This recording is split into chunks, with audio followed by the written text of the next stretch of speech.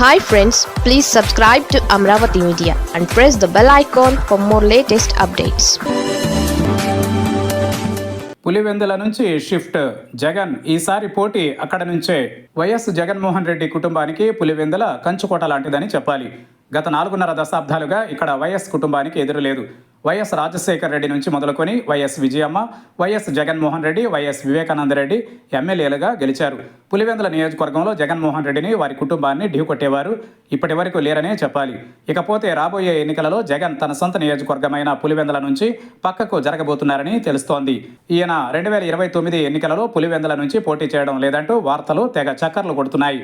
మరి జగన్మోహన్ రెడ్డి పులివెందుల నుంచి పోటీ చేయకపోతే ఏ నియోజకవర్గం నుంచి పోటీ చేస్తారనే విషయంపై పెద్ద ఎత్తున సందేహాలు వ్యక్తమవుతున్నాయి.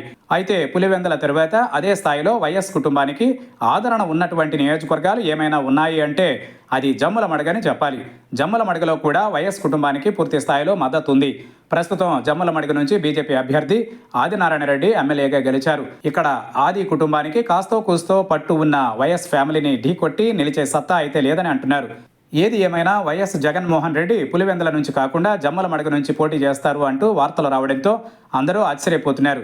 అయినా రాజకీయాలలో ఎప్పుడు ఎలాంటి మార్పులు సంభవిస్తాయో ఎవరూ ఊహించలేరని చెప్పాలి.